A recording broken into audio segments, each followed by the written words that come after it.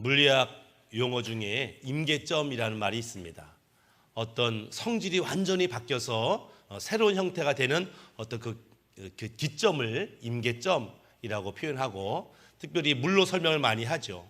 우리가 물을 끓이잖아요. 근데 물을 막 끓일 때에 얘가 몇 도에 끓여야 얘가 수증기로 바뀌냐면 보통 이제 100도씨죠.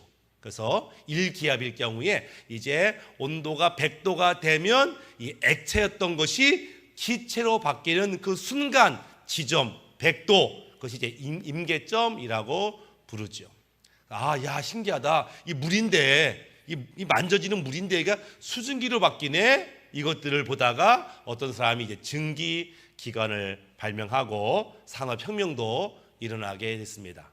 이제 금강에서 금을 채취하고 금을 얻는 방법도 마찬가지인데, 금은 언제 녹냐면 1063도에 녹는데요. 그러니까 이것저것 잔뜩 섞여 있는 금감석을 막 불로 떼우면 1063도가 되면 금이 줄줄줄줄줄 물이 돼서 흐르는 거겠죠. 그렇게 해서 금을 모으는 방법, 어떤 성질이 전혀 다른 성질로 바뀌는 그 기점이 이제 임계점이라고 하는데, 사람은 언제 바뀌는가? 사람은 물질이 아니니까 불로 태울 수는 없지만, 어떤 사람은 바뀌기도 하고 안 바뀌기도 하는데, 이 바뀌는 그 임계점이 뭘까? 이런 고민들을 하게 됩니다. 아둥바둥 애를 쓰고 노력해도 안 된다면 어쩌면 그는 아직 변화의 임계점에 도달하지 않았기 때문에 그렇겠죠. 어떻게 하면 그 변화 임계점을 도착할 수 있을까? 얼마나 시간이 걸릴까? 알면 참 좋을 텐데 쉽지가 않습니다. 어떤 목사님이 쓴 책을 보니까 자기가 볼 때 인생의 임계점은 하루 3시간 기도다, 이렇게 말씀하시는 분이 있어요. 누구든지 하루에 3시간씩 기도할 수 있으면 그의 인생은 분명 변화될 것이다, 그는 새로워질 것이다, 이렇게 말하면서 하루 3시간 기도를 강조하는 목사님도 계셨습니다. 내가 읽다 보니까 나름대로 일리가 있어요. 그렇지, 그렇게 뜨겁게 기도하고 주님 만나고 주의 음성 듣고 주의 인도 받으면 그의 인생 달라지지 않을 수 없겠다. 중요한 것은 사실 3시간의 기도가 아니죠. 시간이 얼마나 많으냐가 중요한 게 아니고 그 기도 가운데 하나님을 만나느냐, 기도 가운데 주의 음성 듣고 거기에 순종하느냐, 여기에 이제 포인트가 있는 것이지만, 일단은 아무것도 모르겠으면 오늘부터 하루 3시간 기도하겠다, 아마 그러면 머지않아 그의 인생이 바뀔 수도 있다, 이런 생각을 해보게 됩니다. 얼마 전에 어떤 개구먼 간증을 하더라고요. 김혜선이라고는 개구먼인데, 요즘에 그 골 때리는 그녀라고 하는 축구 프로그램에 개그맨 팀에 등장하는 어떤 여성인데, 별명은 적토마입니다. 워낙 빨리 뛰어다니니까 별명이 적토마인데, 이 개그맨이 어릴 때부터 교회를 다녔대요. 모태신앙이었다고 합니다. 그런데 늘 뭐가 안 됐대. 늘 잘 안 됐대. 일도 안 풀리고 우울증에 시달리기도 하고 사는 것도 괴롭고 힘들고, 그래서 어느 순간 이러려면 차라리 죽는 게 낫겠다, 이런 마음 먹었대. 교회를 다녔어도 어느 순간 너무 못 견디겠대. 그래도 내가 좀 하나님께 기도해야 되겠다 마음 먹었는데 어떻게 기도하는지를 모르겠대. 왜냐면은 늘 교회를 다니면서 장로님이 기도하는 거 듣고 목사님이 기도하는 거 들었지, 자기 입으로 한 번도 제대로 기도해 본 적이 없다는 거예요. 근데 기도해야 되겠다 하는데 뭘 기도할지 모르겠대. 그래서 그냥 소리 지르면서 쥐야 하고 소리치는 순간 갑자기 내 안에 울음이 팡 터지면서 눈물이 그렇게 쏟아지면서 기도를 하게 됐다. 그때 하나님을 만나게 됐고, 그때 주의 음성이 들렸고, 그때부터 주의 음성에 순종하면서 축복의 삶, 형통의 삶, 놀라운 변화의 삶을 살게 됐다, 이런 간증을 하는 것을 보게 됐습니다. 그러면서 정말 마음을 담아서 기도할 때는 하나님이 반드시 응답하는 그런 기도응답의 역사를 보면서, 그렇지, 누구든지 하나님 만나면 인생이 바뀌지, 누구든지 주의 말씀에 순종하면 인생이 바뀌지라는 것들을 고백하게 됩니다. 성경에 많은 분들이 변화됐지요. 이 변화의 기본 요소는 뭐냐면 간절함이 있어요. 이렇게는 못 살겠다, 나 반드시 변화돼야 된다라고 하는 어떤 간절함, 절박함이 필요하고, 그것만으로 부족하죠. 왜? 변화라는 것이 내가 원한다고 되는 게 아니니까. 거기에 하나님과의 만남, 인카운터라고 하죠. 하나님과의 만남, 이것이 이루어질 때 그의 인생이 바뀌게 되고, 그렇게 주님을 만나 변화된 인생은 더 이상 죽음이 무섭지 않고 천국을 누리게 되고, 불가능이 가능하게 되고, 하나님의 믿음의 형통을 누리게 되고, 나만 잘 되는 것이 아니라 나 때문에 다른 사람들도 잘게 되는 축복의 통로가 되는 것, 그것이 변화의 축복이라고 성경은 말씀하고 있습니다. 그럼 오늘 로마서 12장 1절 2절 말씀을 통해서 그럼 우리가 어떻게 하면 변화가 되는가, 그들을 좀 살펴보려고 합니다. 첫 번째는 어떻게 하면 우리가 변화될 수 있는가? 오늘 본문의 말씀에 너희 몸을 하나님이 기뻐하시는 거룩한 산 제물로 드리라. 이것이 변화의 출발점입니다. 내 힘으로 뭘 하겠다고 아둥바둥 해봐야 후회하고 실패하고 넘어질 수밖에 없어요. 그런데 하나님을 믿고 하나님께 내 인생만 맡겨보는 거예요. 다 맡겨보는 거예요. 죽일 테면 죽이시고 살려면 살리시고 하나님을 온전히 신뢰해서 맡기는 것에서부터 변화가 시작된다. 내 삶의 주도권을 하나님께 맡기는 거예요. 쉽게 말하면 내 인생의 운전대를 하나님께 맡기는 거예요. 하나님께 맡기는 거예요. 하나님께 맡기고 하나님이 시키는 대로 가는 거죠. 근데 어떤 사람은 하나님께 운전대를 맡겼는데 불안해. 하나님이 불안해. 옆에 앉아가지고 하나님 조심하세요. 앞에 뭐 다 왔잖아 지금. 하나님이고 위에도 알고 계시죠. 이러면서 그냥 훈수 두는 사람들이 있어요. 완전히 맡기지 못하고 불안해. 또 어떤 분은 하나님 알아서 다 해주세요. 운전대 맡기고 뒷자리에서 잠을 잔다고. 한 2시간에 목적지에 왔는데 다 왔네. 하나님 수고하셨어요. 이러면 되는 문제를 그냥 맡기지 못하고 아둥바둥 그렇게 사는 인생이 있다. 변화의 출발점은 하나님께 나의 인생을 맡기는 것이다. 삶의 주도권을 맡기는 것이다. 그러면 하나님이 나로 변화시켜준다. 우리는 이것을 깨달을 필요가 있다라고 하는 거예요. 창세기 6장 9절에 이것이 노아의 족본이라. 노아는 의인이요 당대의 완전한 자라. 그는 하나님과 동행하였으므로. 성경 수많은 인물 중에 이런 긍정적인 평가를 받은 사람이 또 있었을까? 노아를 가리켜 의인이야. 더 나아가서 완전한 자야. 이런 평가. 누가 하나님 앞에 의인이고 완전한 자가 될 수 있을까? 도대체 노아는 어떤 삶을 살았길래 그는 의인일 뿐만 아니라 완전하다. 완전하다?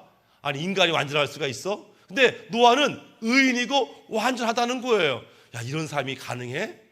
한편으로 이런 삶이 가능해? 인간이 아담과 하와 때 범죄함으로 말미암아 이 안에 죄성이라는 게 유전되어 왔는데 어떻게 의인이 됐고 완전한 자가 될 수 있을까? 이렇게 이제 묵상하던 차에 이 두 단어에 관심을 갖게 됐습니다.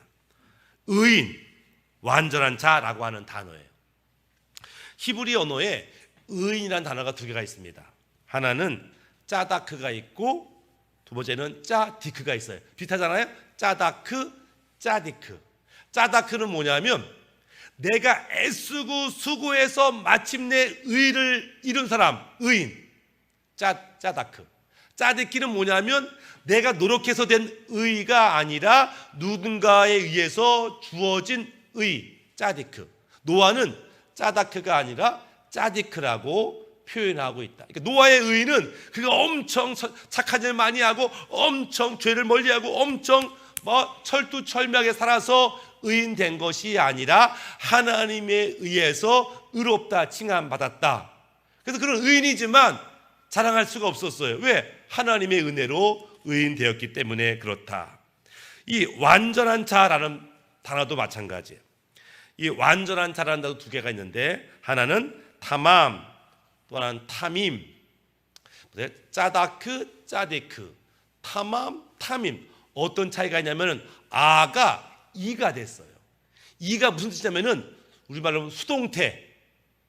완전한 자, 내가 완벽하게 일을 했기 때문에 완전한 자가 아니라 하나님의 은혜로 완벽하다고 평가된 수동태적으로 그렇게 인정받은 존재로서의 노아였다라고 하는 거예요.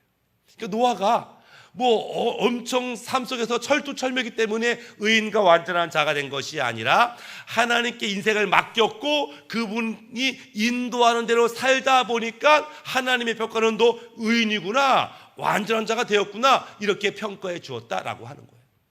그럼 우리도 마찬가지죠. 우리가 노아처럼 의인이고 완전한 되기 위해서 우리가 할 수 있는 것은 하나님께 나를 완전히 맡겨드리고 그분이 인도대로 따라 살 때 우리는 의롭고 완전한 자가 돼요. 어떤 사람은 사람들에 의해서 쉽게 휘둘리는 사람이 있어요. 뭐 막 하다가도 전화가 와서 야 나와라, 그러면 하다 말고 나가. 뭐 이거 하다가도 이거 도와줘, 그럼 또 저거 도와줘. 그러니까 사람이 요구대로 움직이는, 정신없이 왔다 갔다 하는 사람이 있어요. 아무것도 이루지 못하는 사람이 있어요. 그러나 하나님이 기뻐하는 사람은 하나님 앞에 맡기고 하나님의 인도함을 받는 사람. 사실 하나님 인도함 받는 사람이 처음에는요, 하나님이 이런 거죠. 우리가 그런 경험 있잖아요. 기도 막 할 때 하나님의 음성을 듣지만 매일 듣는 게 아니잖아요. 어떤 사람은 6개월 만에 한 번 듣고 3개월 만에 한 번 듣고 한 달에 한 번 듣고 이렇거든요. 처음부터 매가 듣는 게 아니야. 그러니까 순종하는 게 어렵지가 않아요. 6개월 만에 주어진 그 음성에 그것만 순종하면 되는 거예요. 6개월 동안 한 가지만 하면 되는 거야. 어려운 게 아니에요. 나중에는 짧아져. 한 달에 한 번씩 말씀하세요. 일주일에 한 번씩 말씀하세요. 또는 하루에 한 번씩 말씀하실 때 그냥 하루에 그 한 가지만 하면 되는 거예요. 그 한 가지만 해도 하나님이 우리를 선하게 생명으로 인도하는 것들을 보게 된다. 하나님이 얼마나 자주 우리에게 말씀하시느와 관계없이 우리는 내게 말씀하시는 주의 인도 받는 것, 그것이 우리에게 필요하다. 그래서 우리의 삶의 현장이 다 달라요. 그렇죠? 삶의 모습이 다 달라요. 어떤 분은 모든 것이 뭐 이상 없이 평안하고 형통한 사람도 있지만 어떤 사람은 막 너무나 힘들고 어려운 삶이 있어요. 우리가 볼 때는 얘는 천국 같고 얘는 지옥 같지요. 근데 하나님 보시기에는 똑같아. 하나님 보시는 하나님은요, 다 감안해서 그래, 너는 그 상황 속에서 남들 볼 때 부러워하는 그 상황 속에서 어떻게 살겠냐, 남들 볼 때 지옥 같은 삶에서 너는 어떤 삶을 살 것이냐 라고 하나님이 보시는 건 똑같다라고 하는 거예요. 이곳에서 하나님 인도 받는 거나 이곳에서 하나님 인도 받는 거나 하나님 보실 때는 똑같다는 것을 이해할 필요가 있어요. 우리가 볼 때는 천지 차이 같아, 인생살이가. 그러나 아니요, 하나님의 평가는 그 상황을 감안한, 그럼에도 불구하고 순종하는지를 보신다라고 하는 거예요. 즉 우리가 하나님께 인생을 맡겼냐 맡기지 않았냐가 변화의 첫 번째 관문인 것을 보게 됩니다. 두 번째는 오늘 본문의 2절 말씀에 너희는 이 세대를 본받지 말고 이렇게 표현합니다. 이 세대는 하나님이 없다라고 말하는 세대죠. 하나님이 필요 없다고 말하는 세대입니다. 네 감정이 중요하지, 네 권리가 중요하지, 너도 네 욕심대로 살아가, 이렇게 말하는 세상 속에서 하나님의 말씀대로 선택하고 결심하는 거죠. 우리 날마다 이 선택 속에 살고 있어요. 아침마다 이렇게 할까 저렇게 할까, 하나님 말씀대로 살까, 믿음대로 살까, 성령대로 살까, 아니면 세상이 시키는 대로 감정이 흐르는 대로 살 것인가, 이 선택의 기로에 있고, 매 순간 하나님이 기뻐하는 길을 선택할 때 우리는 변화로 한 걸음 한 걸음 나아가게 되는 것들을 보게 됩니다. 광야 이스라엘 백성이 그들은 구원받은 백성이죠. 왜냐하면 그들이 출애굽할 때 어린 양의 피로 속죄함을 받은 사람들이에요. 홍해 바다를 건너므로 세례를 받은 사람들이에요. 날마다 만나를 먹고 구름기둥 불기둥으로 하나님을 다스림을 받았던 택함 받은 백성이다, 이렇게 평가되어졌어요. 정말 그들은 정말 아침마다 만나를 먹으면서 하나님을 찬양했고 또 구름기둥 불기둥 가운데 거하면서 하나님에게 은혜를 감사했던 그런 민족이었습니다. 그렇지만 중간에 그들이 마음이 바뀌죠. 왜 바뀌냐면 갑자기 하나님의 은혜를 기억하지 못하고 원망 불평이 막 늘어났어요. 그런 데는 여러 가지 이유가 있지만 민수기 11장 4절에 이렇게 말해요. 그들 중에 섞여 사는 다른 인종들이 탐욕을 품음에 이스라엘 자손도 다시 울며 이르되 누가 우리에게 고기를 주어 먹게 하랴. 쉽게 말하면 출애굽할 때 이스라엘만 나온 게 아니고, 야 하나님 대단한데 저 하나님 믿으면 나도 복 받겠다라는 생각에 많은 노예였던 이민족들이 따라 나왔거든요. 이스라엘 백성은 하나님을 잘 믿는다고 믿었지만 원래부터 우상을 섬기던 그런 수많은 민족들이 야 하나님 따라왔는데 이게 뭐야? 처음에 만나봤을 때는 신기하네. 이게 눈도 아닌 것이, 과자도 아닌 것이 그냥 사방에 하얗게 깔려가지고 만나라고 얼마나 좋아했는지 몰라요. 근데 갑자기 불평이 나오는 거죠. 만나를 보면서도 아우 고기 먹고 싶어, 아우 생선 먹고 싶어, 아 오징어도 먹고 싶어, 야채 과일 먹고 싶어 이러면서 만나가 전혀 감사하게 되지 않더라. 처음에 야 하늘에 구름이 움직인다, 우리를 보호하네, 밤에는 불기둥이야, 신기하네, 얼마나 좋아했는데 나중에는 도대체 어디로 우리를 끌고 가는 거예요? 가나안은 언제 나오는 거예요? 아우 더워 죽겠네, 힘들어 죽겠네, 차라리 애굽에 가만히 있을걸 이러면서 원망 불평했는데, 이게 이민족들의 원망 불평이 전염병처럼 이스라엘 백성에도 퍼진 거죠. 그래서 그들 따라서 원망하고 불평하고, 그래서 하나님의 은혜를 잃어버린 백성, 분명히 구원받은 백성인데 점점점 세상 사람들과 별반 차이가 없는 그런 모습으로 바뀌더라. 왜? 매 순간 찬양보다는 원망하고 은혜를 기억하기보다는 불편하고 어려운 걸 짜증내고, 그러면 점점 세상 따라가는 이스라엘 백성을 보게 되었다라고 하는 거예요. 우리가 변화되는 것은 날마다 선택이 포함되어 있다라고 하는 거예요. 작은 일이죠. 작은 일이지만 하나님의 뜻, 말씀대로 믿음대로 살겠다 결심하는 것을 통해서 우리는 변화될 수 있다. 세 번째는 말씀으로 우리가 새롭게 되어야 변화된다. 오직 마음을 새롭게 함으로 변화를 받아. 우리 마음을 새롭게 하는 거, 오직 말씀만이 우리의 마음을 새롭게 한다라고 하는 건데요. 에베소서 5장 26절, 이는 곧 물로 씻어 말씀으로 깨끗하게 하사 거룩하게 하시고. 마치 우리의 더러워진 마음을, 왜? 이 더러워진 마음 때문에 늘 말씀에 순종하지 못하고 갈등하는 거예요. 이 더러워진 마음 때문에 믿음대로 살지 못하고 죄악을 따라가는 거예요. 그러니까 이 더러워진 마음을 먼저 씻어야 되는데 뭐로 씻어? 말씀으로 씻는다는 거예요.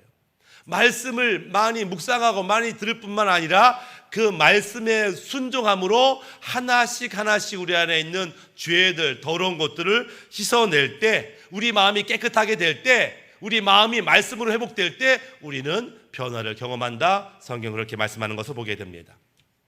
종교 개혁자 중에 루터라는 사람이 있었죠. 이 루터라는 사람이 로마로 이제 파견을 받았습니다. 로마에 파견되면서부터 이 루터가 가고 싶은 성당이 하나 있어요. 그 성당의 이름은 루터란 성당이었습니다. 루터란 성당. 그 루터가 종교개혁 할 때는 어떤 시대냐면은, 루터 전까지 가장 유명한 성당이 루터란 성당이었어요. 이 원래는 이게 왕궁이었는데 이제 성당으로 받쳐진 거예요. 그래서 왕궁을 개조해가지고 성당이 됐어요. 왕궁이 그냥 컸겠죠. 그렇지만 이 교황청에서는 이 루터란 성당보다 더 큰 성당을 짓고 싶었어요. 지금의 바티칸 시국에 있는 베드로 성당, 엄청나게 크잖아요. 근데 그 전까지는 이 루터란 성당이 가장 컸는데, 왜 그 루터란 성당에 가고 싶었냐면은 거기에는 특별한 28개의 계단이 있어요. 콘스탄틴 황제가 기독교를 공인할 때 그의 어머니가 헬레나였는데 기독교인이었죠. 이 누구든지 로마 사람들은 예수 믿어도 된다, 이 공인이 떨어졌어요. 그때 이 헬레나가 소원이 뭐 있었냐면은, 과거에 예수님이 재판받았던 그 빌라도 법정 안에 있는 28개의 계단을 가져오고 싶었어요. 뭐 황제니까 뭘 못하게 해요. 그러니까는 가져와라. 그래가지고 빌라도 법정에 있는 그 28개, 예수님이 쉽게 말해 사형 언도받던 그 법정의 계단을 띄워왔어요. 28개를. 그리고 루터란 성당에다 입구에다가 다른 거예요. 착 붙인 거예요. 그러면 그때부터 어떤 전통이 생겼냐면, 누구든지 이 무릎으로 28개 계단을 오르면서 주기도문을 하고 또 올라가고, 주기도문을 하고 또 올라가고, 28개를 다 마치면 어떤 죄든지 용서받고 구원받는다라는 전통이 있었던 거예요. 루터가 신부였지만 믿음이 별로 없었어요. 우리가 루터의 일화를 보면은 그 신부가 된 계기가 있어요. 친구랑 같이 가다가 갑자기 벼락을 맞았는데 옆에 있던 친구가 벼락에 맞고 죽었어. 같이 가다가 얘는 쓰러졌지. 루터는 깜짝 놀라가지고 하나님의 심판이 갑자기 두려운 거야. 어떡하지? 그래가지고 그때 친구의 죽음을 보고 신부로 서원을 해. 그러니까 뭐 갑자기 뭐 신부 되겠다고 준비한 게 아니고 친구가 죽는 걸 보고 지옥 가고 싶지 않아서 신부가 됐다고. 근데 여전히 말씀을 잘 몰랐어요.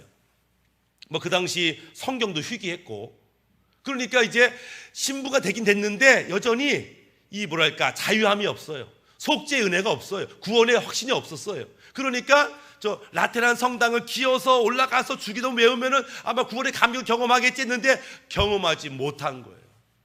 그러다가 매일같이 했는데도 안 돼. 그러다가 하나님의 성경 말씀을 묵상하면서 깨닫게 된 거죠. 에베소서 2장 8절. 너희는 그 은혜로 의하여 믿음으로 말미암아 구원을 받았으니 이것은 너희에게서 난 것이 아니요 하나님의 선물이라. 이 말씀 묵상하면서 구원은 믿음으로 주어지는 것이구나. 구원은 하나님의 선물이구나. 이거 믿음으로 아멘을 받으면 내 것이 되는구나 라고 이 말씀을 묵상하다가 깨달아지니까 그 안에 기쁨, 감격, 자유함이 막 나오는 거죠. 이게 무릎 꿇고 주기도문 외운다고 되는 게 아니구나 이러면서 그때부터 뭔가 교황청에서 가르치는 메시지가 성경과 너무 다르다라는 것들을 깨닫고 그때부터 종교개혁의 운동에 앞장선 모습들을 보게 된 거죠. 말씀이 우리를 깨끗하게 한다. 이 말씀이 말씀되려고 하려면, 그러니까 말씀이 말씀되려면 단순히 읽고 묵상하는 걸 충분하지 않아요. 이 말씀을 순종할 때 말씀이 내 삶에 역사하죠. 순종에는 3원칙이 있습니다. 순종, 그것은 즉시 기쁨으로 온전이라고 하는 원칙이 있어요. 우리가 말씀을 순종할 때 첫 번째 태도는 즉시 순종해야 돼요. 깨닫는 순간, 하나님 말씀이 와 닿는 순간 즉시로 순종해야 됩니다. 왜냐하면 즉시로 순종하지 않으면 마귀가 역사하기 시작하거든요. 네가 잘못 들은 거야. 네가 너무 그때 그냥 너무너무 열리다가 그냥 오버한 거야. 이러면서 막 마귀가 우리의 말씀을 뺏어가려고 하기 때문에 우리는 감동받은 순간, 깨달은 순간 즉시로 순종해야 된다. 뿐만 아니라 우리가 말씀을 들을 때 주님 어떤 말씀을 주든지 내가 순종하겠습니다. 그런 자세로 말씀을 삼아야 된다. 두 번째는 기쁨으로. 말씀을 깨달았다면 순종할 때 기쁨으로 해라. 왜냐하면 이 말씀이 너를 바꿀 것이고 이 말씀을 통해 너는 형통하게 될 것이기 때문에 기쁨으로 순종하라. 근데 처음부터 이게 안 돼요. 왜냐하면 아직 하나님이 못 믿어. 그 말씀대로 했다가 내 인생 망치면요, 말씀대로 했다가 갑자기 일이 틀어지면요 불안하거든. 그러니까 깨달았지만 순종하지 못하는 것은 아직 하나님을 그렇게 믿지 못할 때 우리는 갈등합니다. 갈등하지만 막 할까 말까 순종할까 말까 하다가 마지못해 어쩔 수 없이 억지로 순종하는 경우가 있지요. 근데 하나님은 마지못해 어쩔 수 없이 억지로 하는 순종도 믿음으로 보신다는 거예요. 네가 아직 어려서 이렇게 쉽게 순종이 안 되지? 그래도 네가 갈등과 고민과 염려 속에 그렇게 혼자 내적으로 싸우다가 네가 억지로라도 순종했네. 잘했다. 그걸 믿음으로 여겨준다라고 하는 거예요. 억지로 순종했음에도 불구하고 우리는 하나님이 그 말씀을 통해 나를 통해 일하시는 걸 보고 한 걸음 더 주님께 나아가게 되는 거죠. 하나님이 나를 통해 역사하는 걸 보고서 나도 모르게 주님의 흔적이 나한테 남는 거죠. 그러면서 처음에는 억지로 마지못해 어쩔 수 순종했지만 점점 주님을 깊이 경험하면 점점 하나님을 알아갈수록 기쁨으로 우리가 순종하게 되더라. 세 번째는 온전히 순종하는 거죠. 쉽게 말하면 100% 온전히. 처음만 순종하는 것이 아니라 끝까지 순종해야 할 필요가 있어요. 사울 왕도요 처음에는 순종했습니다. 근데 점점 자기가 드러나고 욕심이 드러나고 자기 생각 따라 가다 보니까 순종을 못했죠. 가룟 유다도 처음에는 순종했습니다. 근데 끝까지 순종하지 못했죠. 그러니까 우리가 순종할 때 지금까지 믿음으로 순종해 왔다면 잘했지만 앞으로도 순종해야 되는 거죠. 지금까지 믿음대로 잘 왔어요. 잘했지만 우리는 또 주님께 의탁해야 됩니다. 하나님 끝까지 잘할 수 있도록 저에게 믿음 주시고 끝까지 내가 포기하지 않을 수 있도록 은혜 달라고 날마다 기도할 필요가 있다. 이런 과정을 통해서 우리는 변화된 자가 된다라고 하는 것이고, 본문의 말씀에 의하면 변화된 자에게 어떤 축복이 주어지냐면은 분별력이 생긴다라고 하는 거예요. 오늘 본문의 말씀, 하나님의 선하시고 기뻐하시고 온전하신 뜻이 무엇인지 분별하도록 하라. 분별된다라고 하는 거예요. 변화됐을 때 비로소 이게 생명의 길이고 사망의 길인지, 형통의 길이고 실패의 길인지, 옳은 길인지 나쁜 길인지를 이제 비로소 분별할 수 있게 된다. 누가? 변화된 자가. 성도 중에는 늘 어떤 길로 갈지 늘 갈등하고 고민하고, 어떤 때는 잘했다가 어떤 때는 못했다가 막 이래요. 왜? 아직 분별력이 없었어. 왜 분별력이 없었어요? 아직 온전히 변화되지 못했기 때문에 이 분별력을 잃어버린 것들을 보게 됩니다. 사람들 보면은 막 뭐랄까, 이 폭탄 같은 성도가 있어요. 폭탄 같은 사람, 쉽게 화를 내고 쉽게 자기 감정 드러내고 쉽게 소리치는 사람이 있어요. 마치 지뢰 같은 사람이죠. 지뢰는 뭐냐면 밟으면 터지잖아요. 가만 냅두면 괜찮은데 건들면 터져. 그냥 뭐랄까, 수틀리면, 뭔가 기분 나쁘면 뭐 하나 말꼬리 잡고서 막 터지는 사람이 있어요. 그러면 누구도 그 사람 곁에 가고 싶지 않죠. 괜히 싸운다, 괜히 스트레스 받는다.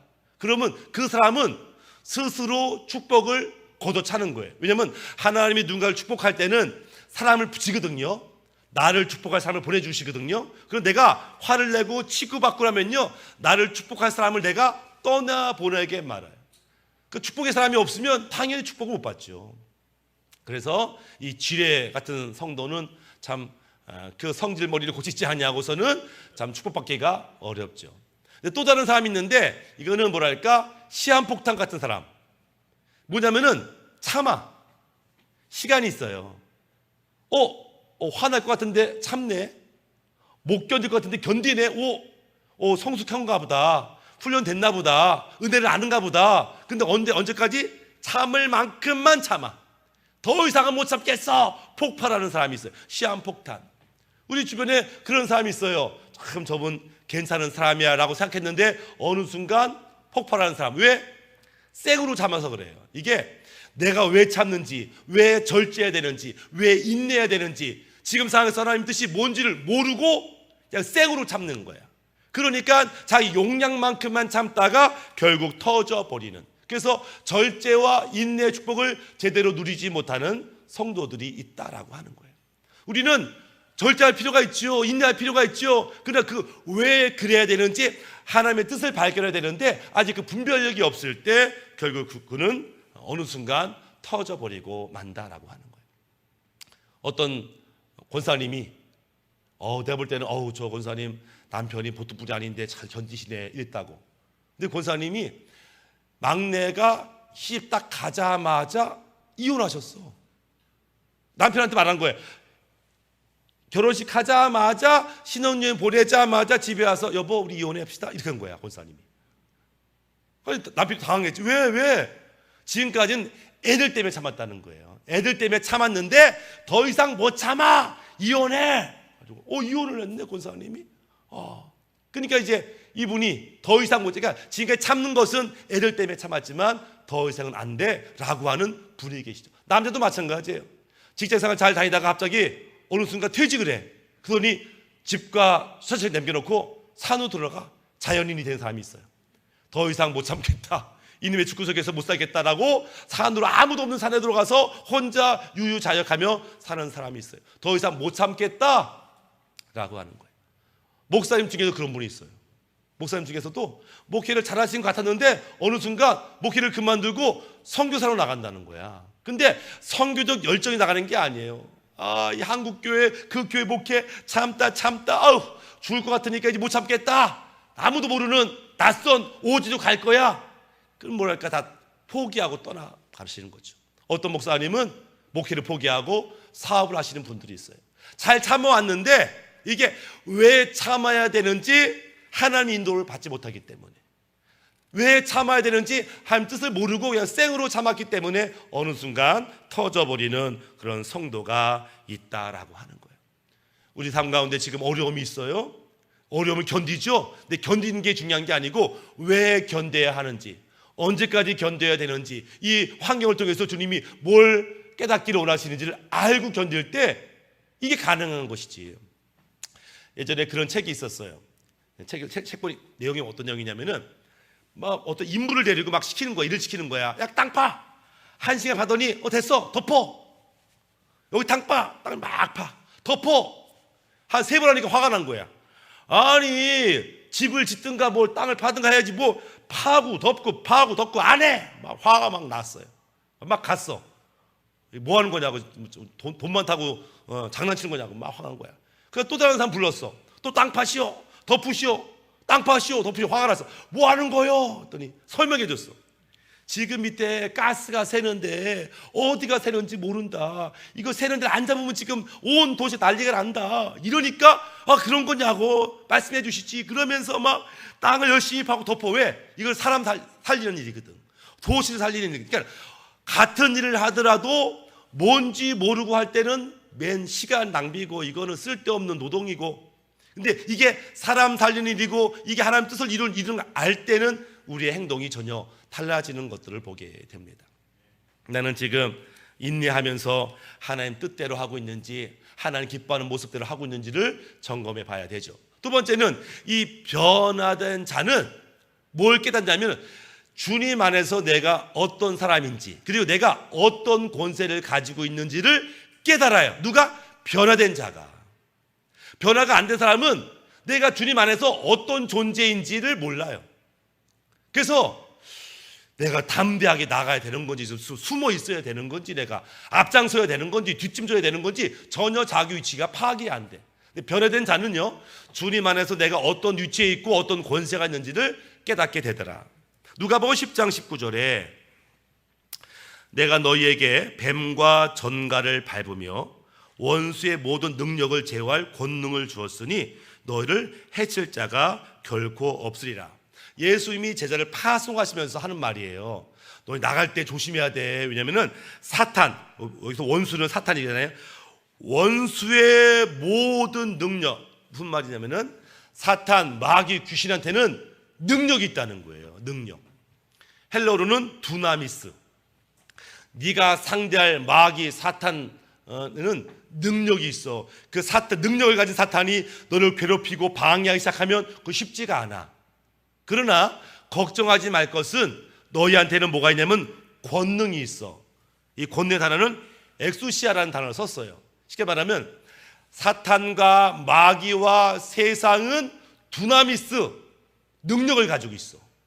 그 능력은 네가 가진 능력보다 세. 능력으로 하면 너는 사탄을 이길 수가 없어. 세상을 이길 수가 없어. 그런데 걱정하지 마라.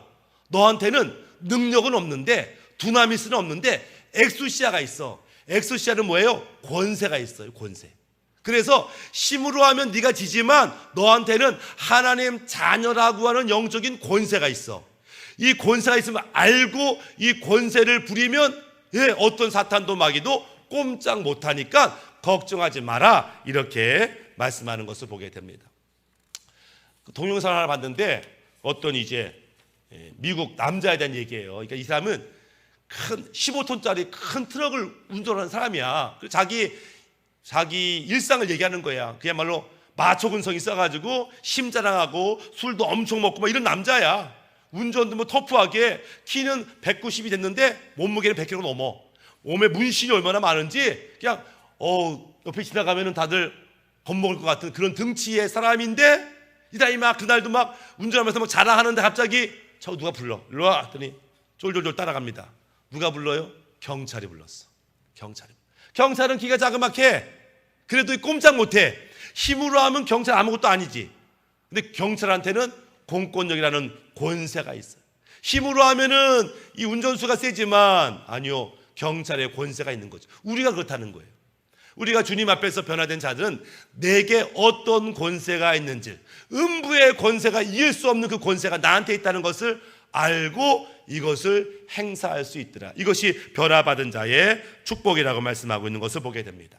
오늘 말씀을 마무리하면 변화는 내가 단순히 원한다고 주어지지 않아요. 간절함 플러스 하나님과의 만남이 필요하고, 그 하나님께 내 인생을 드려야 되고, 내 인생을 드렸으면 더 이상 내 욕심이나 세상 따라가는 것이 아니라 말씀 따라가야 되고, 그렇게 말씀 따라가다 보면 주님이 날 변화시키는데, 변화될 때 비로소 분별력이 생기고, 변화될 때 비로소 나에게 어떤 권세가 있는지, 주님 앞에서 어떤 존재인지를 깨닫게 되어서 담대하게 살아가더라. 바라기 우리 예수님께 모든 성도들이 주님 앞에 내가 어떤 존재인지, 어떤 권세가 있는지를 깨달으시고 이 권세를 누리며 사시기를 주님의 이름으로 축복합니다. 아멘.